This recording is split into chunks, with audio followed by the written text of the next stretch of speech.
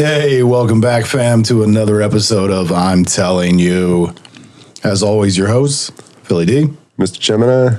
And my good sir, because you do this so eloquently now. Please hit us up. If you wanted to reach out to us, if you wanted to have us hear you like you hear us, how would you do that? You would write us at I'm Telling You at directionsinmusic.org. That's IMTELLINYOU at directionsinmusic.org. Thank you. I appreciate that.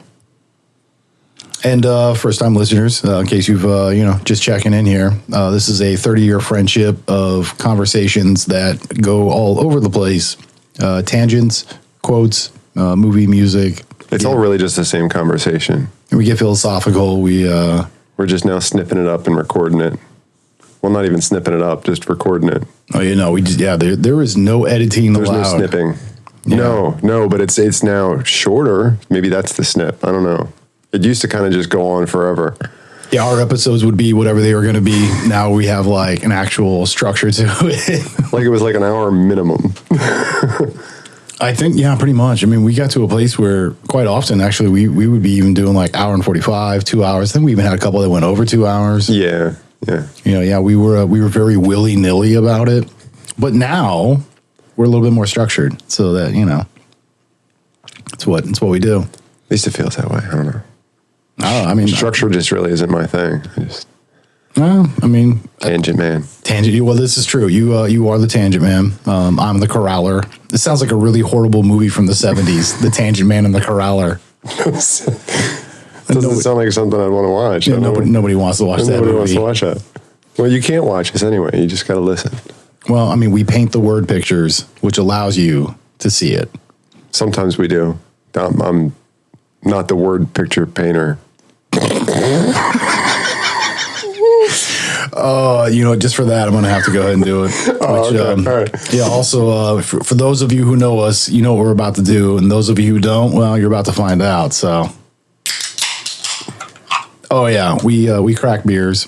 Na zdrowie. Yeah, Solange, salud, yeah, whatever, dude. Cheers, chin chin.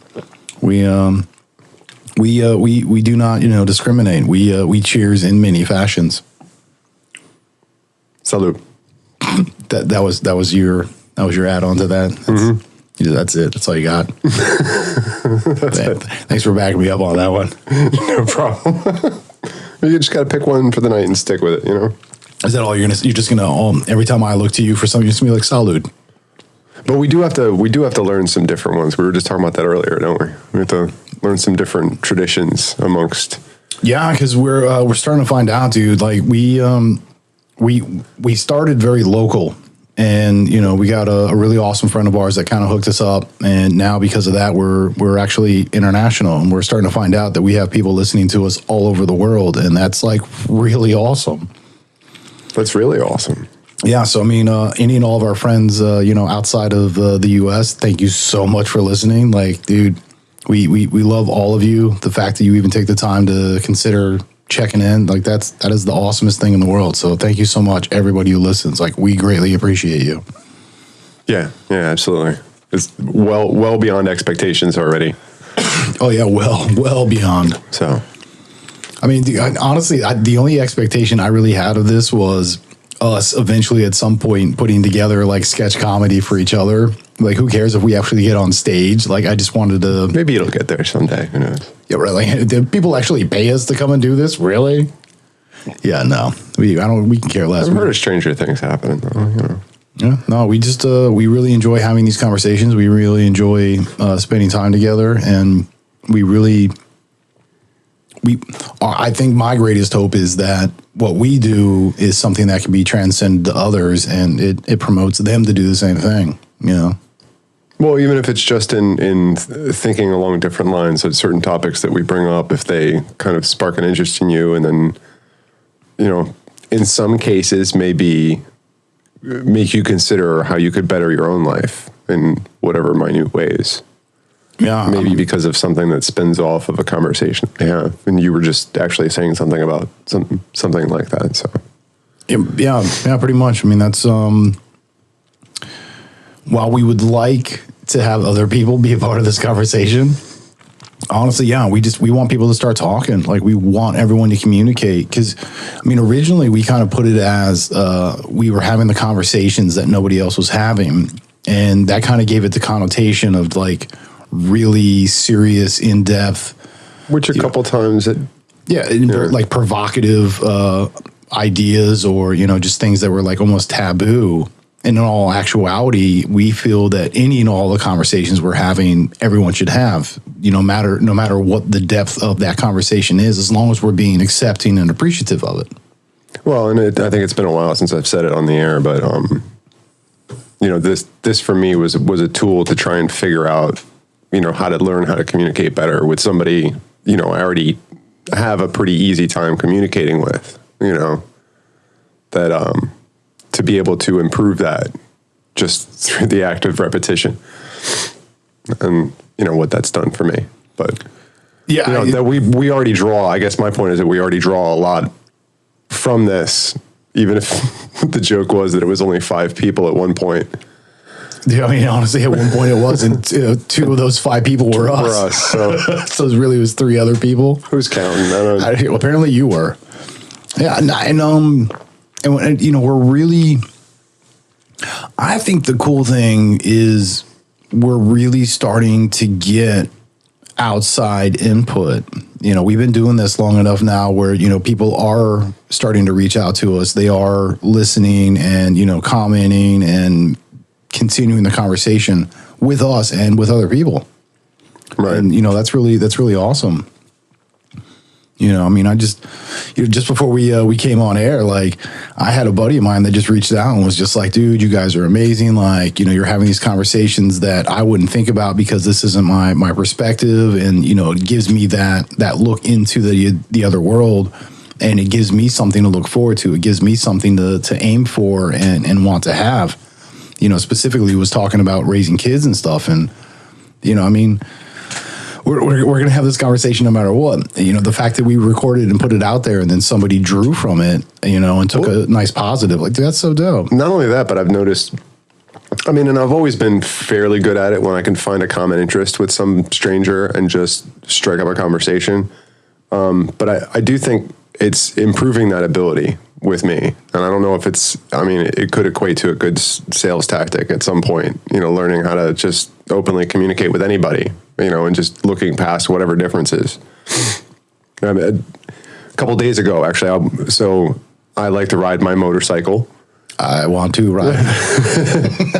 So I was out for a short ride the other day, and I stopped at like a Walmart or something to pick up a couple things. And as I was coming out, I noticed heard a couple gentlemen pulling in on cruiser bikes, and they parked a little further up on the parking lot, further away from the store. So, you know, I put all my stuff down back on the bike, and I just kind of hiked over there just to say hi. And we ended up, like, the 3 of us ended up talking for, like a half hour, just about nothing. And I like, at some point near the end of the conversation, I was like, this is why I love riding. I was like, because when else would, like, a complete stranger of a complete different nationality from a complete different area just walk right up to you and strike up a conversation? And it was all because we have that commonality. And, you know, like I said, complete strangers had a half an hour conversation, ended up exchanging numbers. You know, hey, keep in touch, man. Let me know when you're going for another ride. That was really awesome. But yeah, I think this, for me, that being an outlet for me, has done that. And I think in some ways that could definitely work with, you know, other people that are listening. I honestly, that's a really great point. Because I mean, specifically you, when we first started doing this, as we added equipment that started to basically, you know, when we started adding physical things within the studio to have better audio quality and whatnot, it also created more stuff to get in your way. So you're like, you know, you were bumping into things and you're like, oh, I have to think about this. And I'm always like, dude, you gotta put your freaking mouth in the mic. Like, we gotta hear you. And we went from this place, you know, again, you specifically, you went from this place where you were very conscious about everything you were doing besides the talking. And I even said to you, I was like, yeah, once you get used to the equipment and it just becomes this thing that's there, then, you know, you really do start to just get into the conversation. And that's definitely a place where you're at. And it's been an enjoyment to watch you come into your own on that. Well, thank you. Yeah, well, because I mean, we were talking the one time. Yeah, because you've already had your hand at some of this stuff, even with video content. So, like, you're much more comfortable coming into it. When we first started this, you had some kind of backbone on the mic a little bit. Well, I do a lot of presenting. So whether it was like video, audio, doing speeches. I mean, I'm used to presenting. I'm used to, you know, being that projecting, enunciating, you know. Yeah, speaking correctly, being articulate, choosing my words correctly, you know, being very succinct to the point, but also having the appropriate cadence, tempo. When you're being the physical center of attention where, you know, people are actually looking at you, you know, words is one thing, tempo is another, all that stuff. You then have to have more presence. You have to be able to look at other people, you know, read the room, all that kind of stuff. Yeah. And so, yeah, I've definitely had like tons and tons of practice in that for years now. And yeah, as well as, using the equipment, playing with it and all that. So, you know, to when we first got into it, to me, I was just like, I constantly reminded you and you're looking at me like, oh my God. And it's like, no, dude, this is my job. I'm just going to keep. And then when it becomes habit, then which I think one of the greater points was when we first started doing this, it was like 70% of the time it was me talking. And as I'm going through trying to edit, it's like I would skip through spots and it was just like me, meet you. And I'm just like, but now when we do that, I go through and I'm like editing and stuff. There's times when like you're going off for a couple minutes. So you've definitely grown a greater presence on the mic, and not even just that presence, but also a greater involvement with that presence. Yeah. I mean, I find like I get hung up, and you know, you pick on me all the time. I get hung up with trying to have notes next to me as something to fall back on, you know, so that my biggest fear is having too much of a lull in the conversation. But one of the things that's hard to balance and keep track of is that it's trying to keep this original conversation going. We never needed any paperwork. I mean, the only benefit was that you could stop mid-conversation and look something up on your phone and it wasn't awkward. You know? Yeah, if we do that now, it's like dead air. That's the only part we need to work around because, you know, at some point, even if it is a computer screen, it's like you still have to stop what you're saying and look stuff up, and, you know, we're not really there yet. Yeah, that's why we need a fact checker. I think it's been a while since we've asked for that, but I'm telling you at directionsmusic.org. Yeah, put your resume in there. We don't care. Yeah, we could use a third party fact checker, equipment user or engineer type person. Well, and I was even suggesting, like, you don't have to agree to it like it's going to be an ongoing. If you want to try it out once, you know, you could be our guest fact checker. Yeah, I do. Could we do like a spot on that? Like, just you said that the guest fact checker. I was like, oh, you know, why not? I mean, we do have we've had live audiences before. It'd be pretty simple. Like, have you seen a computer before? Like, do you know how to turn it on? Like basic stuff. Can you Google? Can you Google? Do you see me eating mice? Sorry. Right. Yeah, no, it's when you were like, you know, have you ever seen a computer? I was like, did you plug it in? Did you turn it on? Did you double check that the outlet works? Right. Yeah, you don't need to be a tech person. Is the mouse plugged in? Oh my God, no, it's not. Yeah, we can show you how to use the equipment. It's pretty easy. It kind of works itself. Really what it comes down to is we need that person so that we can keep talking and just be like, hey, look this up. But you know, you should be proficient in Googling. Yeah, so should you. Yeah, you should be proficient in Googling. Yeah, pretty sure it was just like, how do you Google? How do you Google? Pretty sure you have to Google how to Google. They give a class on this? I don't. Yeah, it's kind of. How do I look that up? It's like that's an ironic question right there. How do you Google? Well, you could Google it, but you'd have to know how to Google. Yeah, it just puts you in a quandary, and you're just stuck now staring at a computer. That's nobody wants that. Babies know how to Google now by 6 months old. Dude, babies know how to run iPads and stuff. They're routing networks and oh, it's ridiculous. It's crazy. Yeah, they know way too much. I've heard stories about that.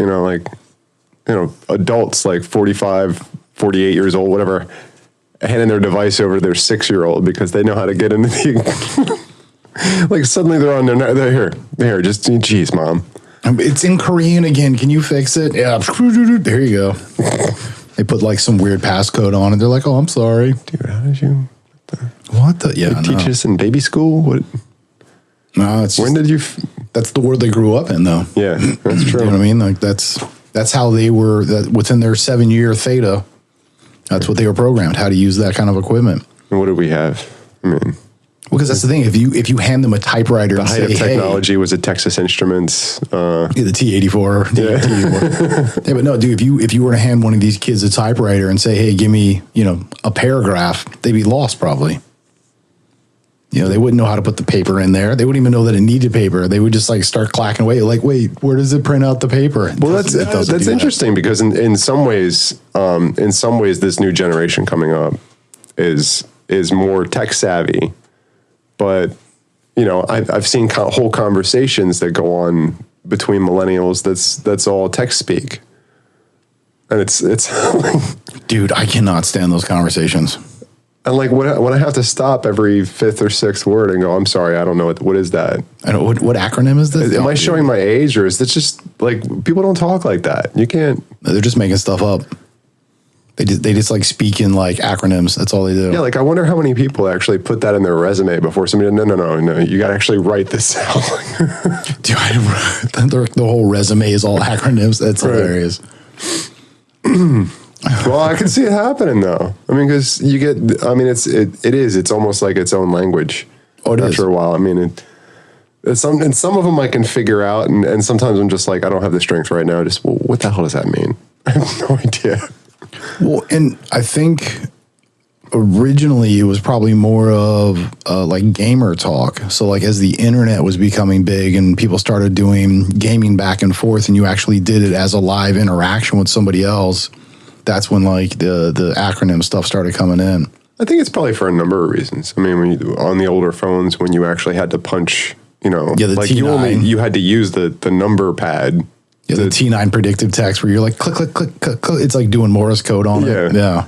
That I could definitely see it coming from that partially too, that people are trying to, because there's less buttons. I understand that there are certain, LOL, like everybody knows what the heck that is. But I mean, there's certain terms like that are so common that to use them. But I mean, I've seen all kinds of wacky ones and I'm like, the first time I saw SMH, I'm like thinking about it. I'm like, all right, I'm sorry. I'm stumbling on this. Shaking my head. Oh, okay. And now I'm shaking my head, which is funny, It's you saying that when on phones now, if you actually type in, like on the smartphones, if you type in SMH, it'll fill it out for you. Well, no, what it does is it gives you an emoji. And it's a person smacking their face with their own hand. It's like, that's not shake my head. That's no, but I guess you can't animate the actual back and forth on it. That's true. You can do that now. You can type in words and it'll give you the corresponding emoji. Yep. And it doesn't have to be a word. It can be an acronym. And it's just like, I know what you mean. It's disturbing. A little bit. So how many people are typing and then every time they see an emoji pop up, they just click that? Oh, there's plenty of people. Dude, cause I don't know what you're saying. I've had... It's like reading hieroglyphs. Well, yeah, because like when I've had like younger staff and we have open communication channels and they would be texting me stuff, some of them would be like, dude, you better start spelling this crap out. Like double thumbs up? No, does that mean you're going to be here at 4 or not? Yeah, pretty much, yeah. So are double thumbs up, smiley face, Are you telling me to put my thumb somewhere? What is this? What is this? I don't know. What is this? Yeah. No, it's be concise. Not that I can't assume what it means, but let's not start from there. Like I shouldn't be having to assume anything. Well, there's already implied context within a text because there's no true emotion behind it, so you just automatically assume. So when you have to start like handing out love notes, like circle 1, yes or no. Dude, what is this, 4th grade? Do you want to be my boyfriend? Yes or no? Maybe. Yeah, sometimes there was other questions in there too. So you ever get one of those ones where it's like this whole questionnaire and it's like circle this and yeah, I don't know. I have no idea what you're talking about right here. What love notes. What questionnaires are you taking? Jeez. This was a long time ago. We didn't have emojis. Remember, I think we just carved our messages in stone or something. I don't know. We had the flip box things where you would Oh, like the the cookie fortune catchers. tellers. The fortune tellers, yeah. Yeah, where you like, pick a color, and then you're just like, chung, chung, chung, chung, chung, be like, pick a number, and then it's just like, you're gonna marry somebody. You're like, the great, thanks. That was awesome. The hell was this? Yeah, the things we did as kids, horrible. Yeah, it's still, my girls went through that for a couple months. It was like every time I turned around, there was another one that was sitting somewhere. Or they were running up to me asking me a question, pick a number, pick a color. It's adorable. Yeah. Like it's something new, you know? Yeah. Well, and I mean, at least they were trying to do it with actual paper, and they weren't like, here, pick a color, and they like show you the iPad. You're like, what? No, what? No, what is this? But I guess we were the same way as kids too. I mean, there was like, how many of us thought we were so inventive because we put like a playing card on the spokes of our bike so it would make that. Oh, I never did that. No, well, I did that. I would've a lot of kids I knew. I would have been yelled at for ruining a good playing card. Oh, really? Yeah, man. But they were old anyway. It was only like, 48 of them left. No. What else are you going to do? What? No, we didn't have much growing up, man. So it's That like, deck of cards really mattered. oh yeah, I did. You get your ass beat for trying to, no. Well, because- God, use the Joker. Well, we want that card. That's a wild. Well, the thing was, the cards that Where's the we instructions? Sorry. the cards that we actually had was a relatively expensive deck because it was made from a higher quality. My parents still have those, and it was a dual deck. They still have the dual deck in the package, like everything. Oh, like those full vinyl cards or whatever? I don't know what but they felt nice. They threw well. Like, dude, they were just a high quality card. Yeah. So if I used one of them, Johns, nope. I would not be sitting down for a week. Easy. Yes, dude, that's shoe happened. or a belt or Dude, maybe a see, like frying pan. Well, so my mom would use whatever was closest, right? And if that wasn't good enough, then my father would actually hit me with like bare hand. Yeah, that was the one that We probably hurt. shouldn't be talking about this. Dude, come on, no. Times were different though. Yeah. Times were definitely different. Like, and I would never say that I got beat as a kid. I would. There were a couple of times where I deserved a harsh spanking, and I definitely got that a couple of times. But it was never an issue. But it's so funny nowadays. It's like, you're afraid to even speak harshly to your child out in public for fear that somebody might call child services or something. Oh no, not me. I care less. This is my kid. I'm gonna have a discussion right here. But I remember as a kid, and I think I told you this before, where like you were acting up in the grocery store or something, and you did something, you knew you were out of line, but like you just did it, and it was like a hand came out of nowhere. No. And it wasn't. Oh no. So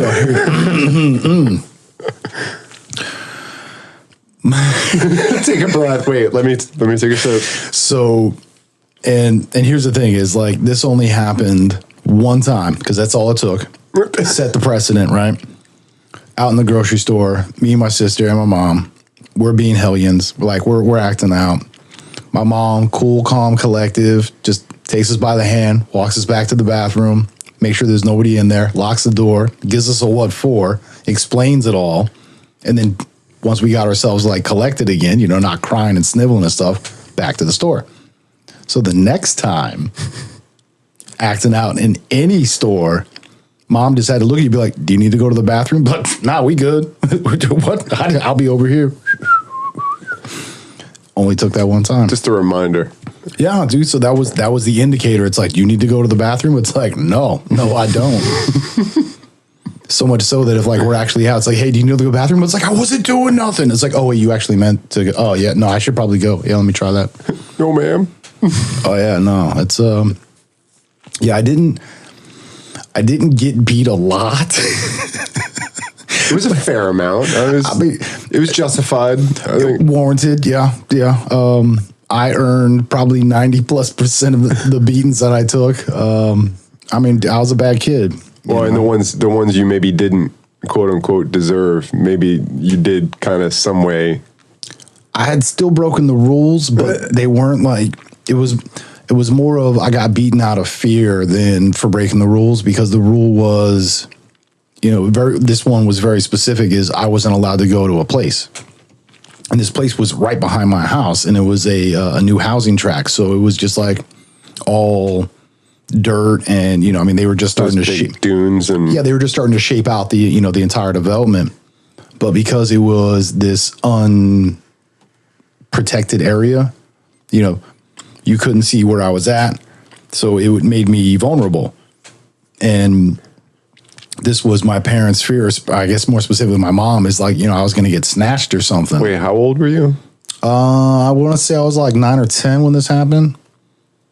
No, I was 10, almost 11. Wait, had you moved here already? No, I was still in Cali. Because I was going to say, you were 12? When I moved here, yeah, almost 13. Right.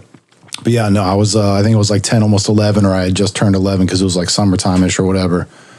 And yeah, I was back in the housing tract where I wasn't supposed to be. And she didn't actually know it, but my bike was dirty. And the only way my bike could have been dirty is had I ridden from the school to the house, going through the housing tract. Because, dude, there was like dunes and stuff, so we riding it like it's BMX. You know what I mean? We're having a good old time. Yeah, she saw that, and after the laughter, you know what they say. Well, dude, I remember that one because that was the last time like I got like a severe licking from my mom, where it was like, pants down, bare butt, leather belt, gave me like lashings. And I remember it so specifically because when she got done, she's like, pull up your pants, and like, and I'm getting my stuff together, and she's like, you got anything to say for yourself? I was like, we through. And dude, without hesitation, she's like, wait till your father gets home. I was like, no, beat me some more, please. Like, I was begging to get whipped. No. What I said was, we're through. I'm good. Yeah, no. Yeah, well, and my father didn't get home for like another 3 hours. So here I am just stewing in my sweating it out. Dude. And he comes in, he just looks at me, we're like going back and forth, and I'm just kind of like, and he's just like, okay. And like, dude, no threats, no nothing. He's just talking about the conversation. I'm like, wait, when's the beating gonna start? He just like looks at me, he's like, I guess we're through, and like walks out. I was like, yeah, dude, total burn. Now you're just sitting there all frozen because your body's all pumping adrenaline, and you're... Oh, dude, I'm preparing to get like within like an inch of my life, like the worst beating of my... dude, no. So he's just like, yeah, sweating it out's good enough. We're through. And I was just like... That's through the psychological... Yeah. Oh, yeah, I did. Like, no, it looks like I don't need to do anything here. Pretty much, yeah. Looks like it's already taken care of itself. Yeah, dude, I remember one time I got smacked around. I mean, they didn't like beat me in the face or anything. Like, it wasn't like, my parents didn't beat me. They just, set me straight. I remember one time I had my sister who's older, and at that time was also like twice my size because I was a late bloomer and she wasn't. She's given me like all this attitude, this, that, and the other. And instead of like fighting back and actually being violent towards her, I got so upset I broke a broom handle. Like I snapped the broom handle instead of her. That's what I said. It's like when my parents came home, my dad was like, do you know how much a broom handle costs? Blah, blah, blah. And I was just like, how much it would have cost to like fix a broken leg? Because I was about to do that. I was like, so I thought I was smart. And so that was the first and only time when he was just like, I like your logic. I'm going to pay for the broom handle. Don't do it again. Because, dude, I was being smart. Cheaper than a cast, a hospital visit. I'm just saying. Totally. So, yeah. Reset bones and stuff like that, It's all right, dude. 6 to 10 weeks. That's what I'm saying, dude. Pretty much all the beatings I took as a kid, they were warranted. At least from my parents. The rest were from the neighborhood, and So I don't know, how much was a broom handle? Back then, dude, it was like $5. But oh no! Yeah, but $5 in 1984. That's some money, dude.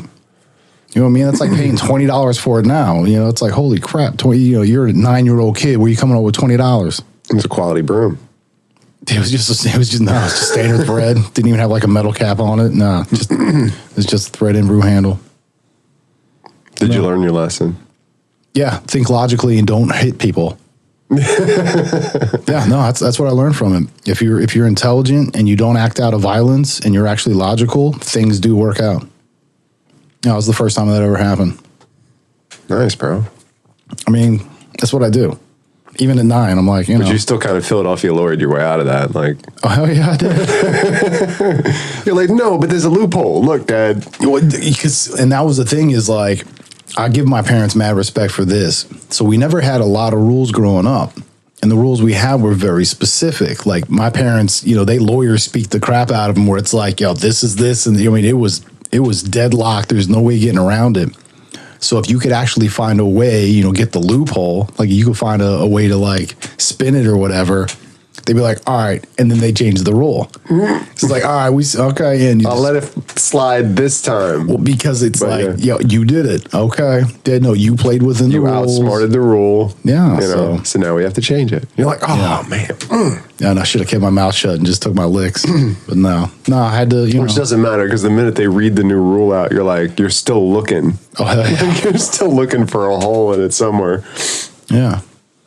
And that's the thing that, you know, I took a great gain of knowledge from was to take the time and think about it. It's like, well, you said this and I did that. That's not the same thing.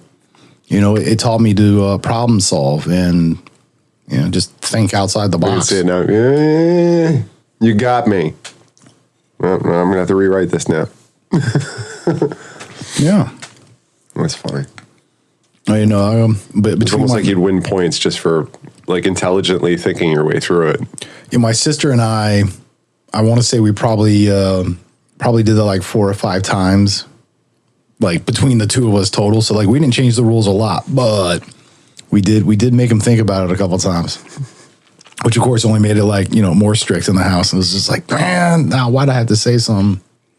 But yeah, I didn't have it real strict, and like I said, I never got beat with random objects around the room that I can ever recall. But, you know, there was a couple times where, and when I think back, I'm like, yeah, I absolutely deserved it. So, but never got fear for my life, or, you know, I never had to worry about any of that stuff. So, yeah, I want to say the last time my father hit me, I think I was 14, and I was smarting off to my mom, but she was being a you-know-what, and I just pointed it out. But as her husband, he wasn't going to have me disrespecting his wife like that. Well, you know? Yeah, dude, it's not my mom right now. That's his wife, and it's just like, you ain't going to talk to my lady. I'm like, I get that. You're talking to my guy all wrong. But I was, oh, man, I want to say I was like almost 18 the last time he raised his hand to me. He didn't actually do it, because he thought twice, because at this point, he was out of shape and I was in shape. And it was just like, I'm not going to do this right now. And I was like, yeah, because I'm going to fight back and I might actually win, huh, buddy? Yeah. I'm just not going to do this right now. Yeah, no, we had a conversation instead, and it worked out much better. Good. Yeah. But yeah, no, that was, we talked about it like 10 or 15 years later. I was like, hey, you remember that one time? He's like, yes, I do. We just left it at that. Those are always awesome conversations. I love when it's like, you know, joke around with my dad, like, okay, the statute of limitations is out on this, so now I can release this information. We joke around about stuff like that all the time. There's been a couple times where since we're now living in separate homes, you know, states away, and you're also an adult, and I'm an adult, and these things come a lot easier. It's more like talking to an old friend. And it's funny because I'll come across things and I'll tell a story and I won't even realize that he's never heard this story before, and he'll be like just smiling, and I'm like, what? He's like, I never heard any of this, and I'm like, no, you didn't. It's a good reason for that, but yeah, it's been long enough now, I guess. That reminds me of this one story. I'm in 9th grade. It's 14. Yeah, I'm 14 years old. And, you know, long story short, I have to retake geometry because I already took it when I was younger, but it had already been like several years. So the way the schooling system from the West Coast to the East Coast. So I had to take geometry again. I'm bored out of my mind. So I'm not doing any of the homework. I'm not taking the test. Like I'm flunking out of it because I could care less. My teacher gives me my test to take home and have my mom sign it. Show her like, hey, look, this is your work. You know, get your mom's signature. So I use my one trick that my sister taught me so that I can forge my mom's signature. I take it in. The teacher's like, your mom didn't sign this. I'm like, yeah, she did, right? No, she didn't. She's like, I want her to sign this. Take it back home, have her sign this, and I want her to see this. I'm like, And I never admitted to it. I'm just like, whatever, I'll go get another signature. I care less. Well, so I'm just like, you know what? I don't want to deal with this. I don't want to like have this turn into something. So I just hand it to my mom. I'm like, you need you to sign this. She's like, I already did. I was like, no, you didn't. She's like, oh, that's pretty good. And she signs it. She didn't even recognize it as not being hers. She just looked. She's like, no, I already signed this. I was like, no, you didn't. She's like, you do that? I was like, yeah. She's like, I'm gonna sign it. Just that. That's pretty good quality right there. I'm gonna.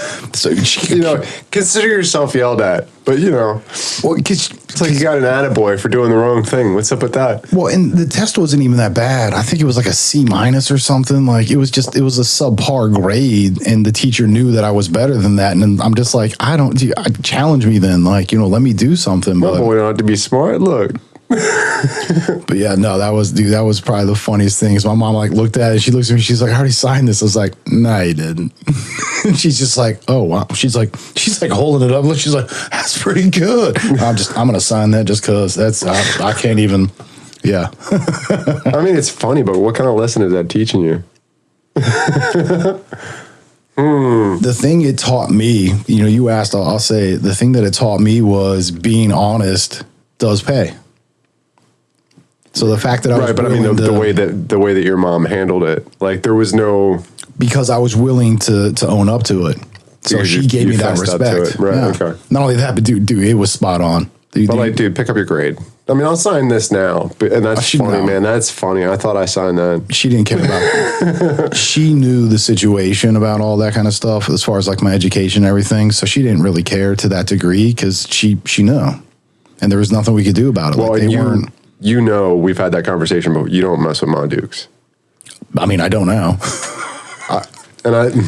I love to tell this one story about my mom, but it actually didn't involve me. My brother's a couple years older than me, and in a lot of ways, he forged the ground for me. And you know, yes, he did, and took some of the heat that I never had to deal with because they had to learn how to handle these things, and they got much better at it by the time it came to me.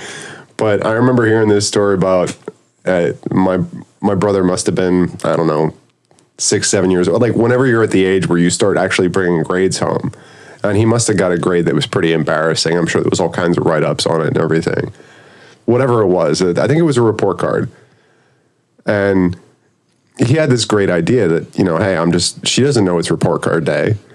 I'm just going to, you know, as I get off the bus, pull it out of my bag and tear it up and just kind of like let the wind take it and we'll just be done with it. And I don't know why he was thinking he wasn't going to have to bring it back to school. I'm not sure what. He's just making confetti with it. He doesn't care anymore. But he tore the whole thing up. And then he actually went around the back of the house to do this. Tore the thing up and tried to like just, you know, throw it in the tall grass, I guess. I don't know. And then walked back around the other side of the house. But what he didn't know was that my mom was watching through the window the whole time. And this is where I love this story. Don't mess with Ma Dukes. So he walks back around the front of the house, lets himself in, puts his bag down, puts his stuff away, takes his shoe, whatever his normal routine was. Right. And the whole time that he's doing that, you know, whether he's going up to his room or getting ready to like come down, get his snack after school, the whole time he's doing all this stuff, getting ready to come back into the kitchen, she's in there meticulously pasting each part back together, like taping it all back together.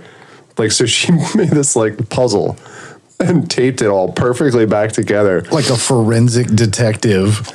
And then folds it up and like tucks it away for a minute. And he comes back into the kitchen and she's like, you know, she's all nice. I'm sure she was like, you know, can I get you a snack? And, oh, hey, do you have anything to say to me or something to show me maybe? And nothing. He's like, no, we're good.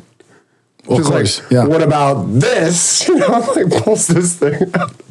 And I'm sure I wish I had been able to see him and his face at that moment. Because I'm sure it was just like, you know, his face probably dropped at that point. Like, oh my God, she was totally on to me the whole time. It's just a hilarious story, though. I love that. You know, he thought he was outsmarting Mom, and no, not even a little bit. Mom's got eyes in the back of her head. I think as the story was told, she said, I don't know if she caught him out of the corner of her eye as he was going around the back of the house. So she immediately knew something was up, and she kind of spied on him a little bit. She admitted. She watched the whole thing go down, and she was like, I'll get him. You know, she knew his routine. So she was like, all right, I'll get him. And that's where she went back and she pasted the whole thing back together. I just love that story. It's so funny, though. Yo, Ma, why you sweating me so hard right now?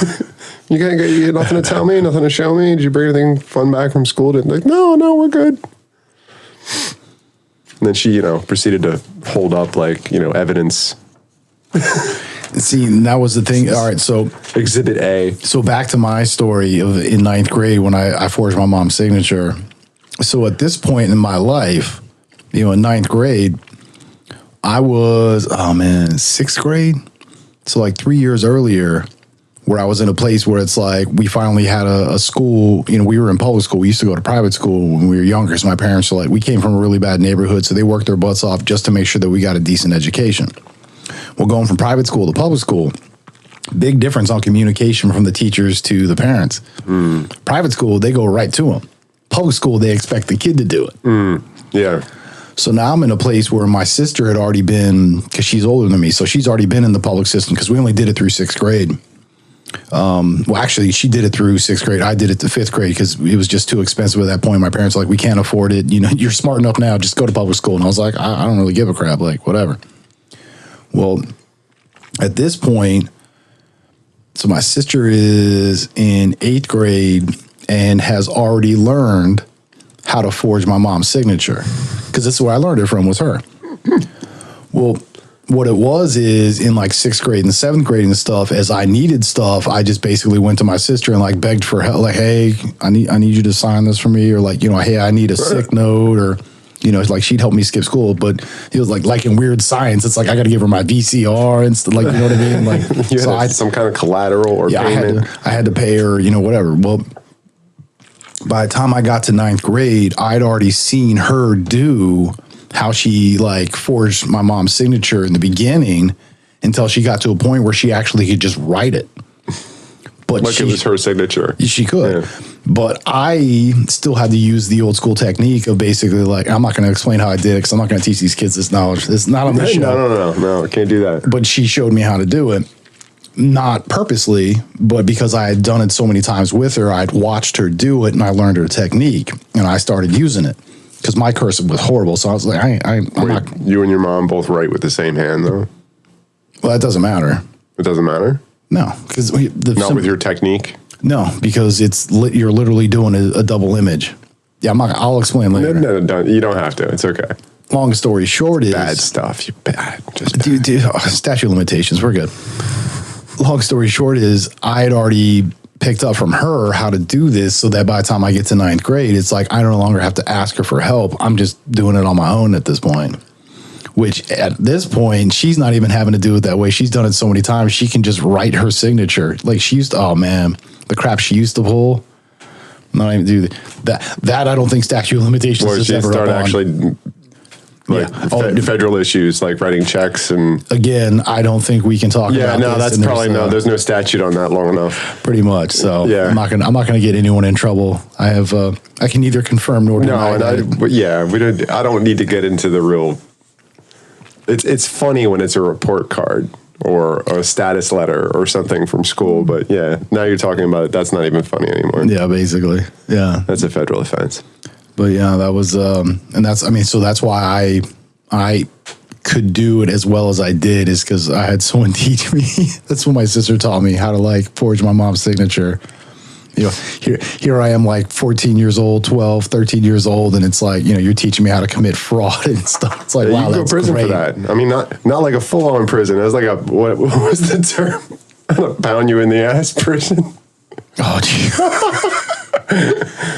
A white collar prison is what you're talking about. Oh, well, because that's the difference. Was that the thing in Office Space? The one guy they were talking to. Yeah, right. Yeah, that's what he. Well, because there's white collar where it's like white collar prison is no joke. Yeah, I don't know. I mean, depends on I mean, you hear because that's the one you like. I've heard that's like Club Med of prison or whatever. By comparison, yeah. Yeah, because you actually get like yard time and whatever else, and I don't know. I don't want to personally find out. So. What did he say? He's like your best bet is your first day in. Just pick a fight with the toughest guy there. Yeah.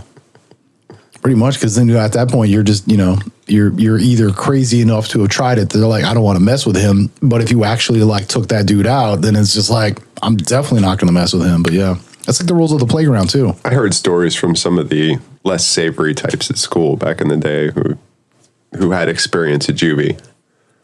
And I'm just like, yeah, I hope I never go there. But it's the same type of story though.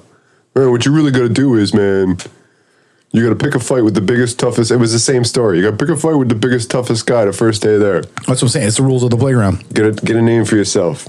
Yeah, no, dude. When you're the new kid at school, yeah, find the biggest kid in the yard and just beat on him. Show everybody else, but like, yeah, I ain't someone I've been messed with. Yeah, dude, that's the rules of the playground. That's like rules of anywhere. Rules of anywhere. Yeah. Yeah. You start a new job, you find top dog, and you show them what's what. What? What's what? I mean, you don't actually like go out and fisticuffs, but you throw down. You throw down. Yeah, work wise. Oh yeah. Well, I say, how you throw down without fisticuffs? Is it just that awkward wrestling thing, or you just one of those? I don't know what that is. I don't know. Whatever. I mean, it looked amazing for me, but nobody else got to see that. No. That was just a bunch of noise. Yeah, you look like you were in a straitjacket and fighting yourself. Yeah, basically. Yeah. I don't know what that is. It's like Harry Houdini's act gone wrong. I don't know what that was. Now you just pick it on me. But yeah, I mean, I think my big thing with all that though is, definitely being raised the way I was with that kind of stuff. When I got to a point of having my own kid, I already knew about all of it. What not to do? Very much in the sense of like raising them, because I was, I took what my parents did about having specific rules in a small amount because they promoted certain ideas, respect, appreciation, things of that nature. And I took that idea and I very much used that as like the center. And that was like, I want to make sure that that's the core of what I'm doing. I took a little bit further and, I guess not modified them enough where it not only gave the because, like, hey, you shouldn't do this, but because, and, I really expressed it out, and it promoted those other behaviors as well, which also, in addition, really promoted more communication between my kid and I. It's like you try to create like the 3 rules of robotics for your child, basically, like the real simple, basic. Well, because I've said it before. I was because what I said to you was, well, I mean, don't do nothing crazy. That's kind of open-ended, and you're like, you see? Yeah, so I was just going to, because that's my one rule for inside stuff is no running, no yelling, no craziness. And I promote it as craziness is when you're disrupting the flow of like nice, calm, copacetic. Everybody's super chill, and all of a sudden you're just raising a ruckus. That's crazy. We ain't doing that. Difference is if we're like playing Monopoly or Uno or cards or something, and somebody gets excited, you're enjoying yourself. That's not crazy. But now if all of a sudden you're like running around the room spiking the Uno cards and like doing the freaking end zone dance, okay, now you need to like calm yourself. You're disrupting the flow. Take a breath. Sit down and pick up your cards. Yeah, and again, that all of that really, in retrospect, is it really helped to provide a much deeper level of communication between my kid and I that really just started to open up a larger spectrum of communication that, I mean, it's to the point where I have never and will never raise my hand to my kid because I didn't have to. We could talk. So my parents doing what they did raised me well enough where it allowed me to have that extension, dude. Like, that's pretty dope. Yeah. So thanks, Mom and Dad. I love you guys. I'm just going, yes, I love my parents. They love me too. I love you. I love you too, guys, if you're listening. I know my dad listens a lot now, so he's been listening on a regular since we started telling him about the live broadcast. So love you too, Dad. Why'd you wink at me when you did that? I was kidding. I wasn't winking at you. Does that mean it's not real? You're just making up your own stuff. Sometimes I have to. You just see what you want to see. It's like MTV. I'm trying to cause the drama. I want to get higher viewer ratings. You are the drama. I mean, thank you. You're welcome. I am the danger. Peligroso es mi nombre media. Say what? What is that? Ocean's 12. Oh, okay. And I don't think I'm too familiar with that one. Yeah, the two brothers. The one guy's always making the remote control cars or whatever. He runs over the big truck with the little truck, or he runs over the little truck with his big truck. Remember that in the first one? So the one was like the super geek, and he made the RC truck, and then the other brother actually has the full size truck, and they're like drag racing him, and then he just like runs over his. He's like, I win. It's like, oh man. But yeah, so it was the geekier brother. He's in Mexico working at the factory that makes the dice.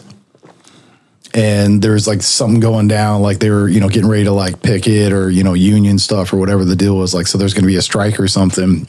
And they're like, yeah, you really shouldn't do that because, that's like dangerous. And that's when he says it. He's just like, peligroso es mi nombre medio, which is danger is my middle name.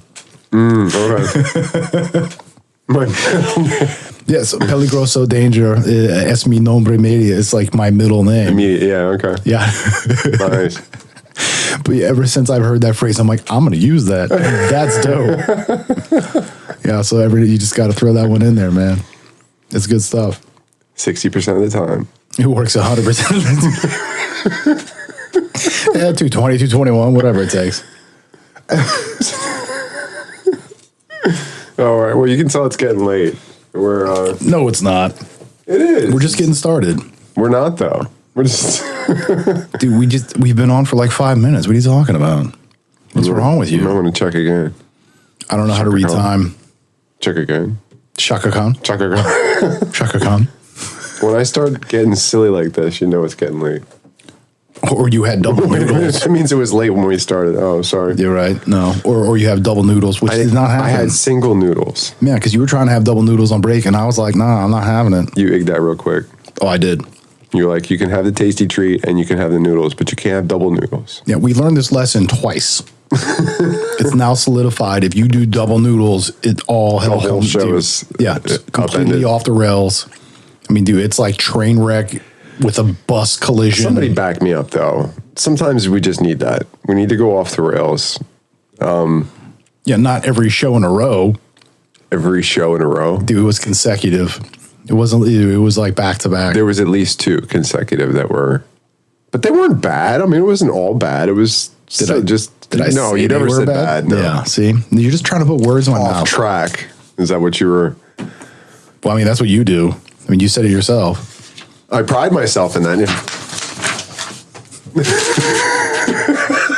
That's exactly what I'm trying to tell you. Yeah, I'm not having that. See, now you're intentionally trying to mess with me. I am. This is not cool, bro. What did I do to you? Remember, I know your parents. Who put this together, huh? I mean, I feel like we did, but Me. That's so, no. I just feel like you're trying to we. take it apart. What the heck? I do that a lot. Dude, all I want to know is who's coming with me. Why is this still a surprise? Oh, it's not. I'm Tangent Man. That's my job. Tangent Man and Mr. Corral. That is like the worst cowboy movie ever. Tangent Man and Mr. Corral. We need to work on that. I don't think that's the best. No, we don't. We do not need to work on that. We need to let that go. Just let it go. Well, but I'm saying that's a terrible title. It really is. The whole premise is no one wants that. They do, like, even in the 70s, well, maybe in the 70s, they might have watched it. Just based on the name alone, they're like, Mr. Tangent Man and Chris. Oh, okay, I like that. No, that's not gonna be good. What voice was that? That's America. That's how America talks. That's not how I talk, bro. Okay. That's not because you ain't American. America. Oh, Jesus. This is what happens when it's late and we've been drinking. Where's the rails? Way over there. Where's the rails? With the train off the side of it in a big steamy pile, just smoke and flame. It's That train falls off the track. Pick it up, pick it up, pick it up. And now we're just going to quote music. Why not? That's what we do. No, this is what you do. Yes. At the end. Look, I'll own it. I'll own it. I got no problem with that. Yeah, well, the problem is I don't want anyone to own it. Can we just put it back on the shelf? We just let someone Like, else. why did you even pick that up? I'm really. I don't right. No togas nada. You don't get to play with anything. We're back to that again. We've had this conversation. You touch nothing. Yeah. You don't get to play with nothing. Remember, peligroso es mi nombre media. Yeah, you don't want to mess with this. How many middle names you got, man? 17. Last time I checked. I come from a really big family. Kevin You know, it's Ilyanovich, Rasputin, Kubicheski. Yeah, the fact that you can ramble stuff, dude. No, you don't know where that's from? Well, no, so Now, that was from You Can't Do That on Television, but my point of it is the simple fact that we get into these like weird little things, and not only do we just like come off with it, but it just rolls. It just comes right on out like it's we're just speaking right here. what did he just say? Yeah, it's kind of Kevin Ilyanovich, Rasputin, Kubicheski. That's a mouthful. I'm not going to say it. It was one of the characters on You Can't Do That on Television. Yeah, we can't do this on radio. Yeah, I said it. What are you going to do about it? Nothing. Yeah, exactly. I'm going to put it back on the shelf. Good. No, Right. Nobody's buying No it. tocas nada. Yeah. We're good. No layaway. None of that's happening. It's just going to sit there. Put it back. Yeah, just No, let it. it's cool. It's all right. Just let it be. It do what it do, babe. Oh yeah, no. I at this point, I think you've pulled me off the rails enough, and we are. They're way over there somewhere. Yeah, they took a left at Albuquerque and they kept going. Or we took a right, and I don't, they're over there. That's I was all never in aisle 4. Irv. But yeah, no, we are getting to that point, which is, I think this is the first time that we're getting close to the end. And Oh, we're not like suddenly on like a whole new topic. where it's like actually like, holy crap, we want to talk about this. And it's like, oh, we're sorry, we got to go. We're actually at a place where everybody's like, could they please wrap this up? We're actually running out of steam now. So, but Well, I mean, you ran out of steam, and now like I know I was trying to corral, but it's so close that I'm just like I'm just tired at this point. I tired you out. Yeah, And then you did it.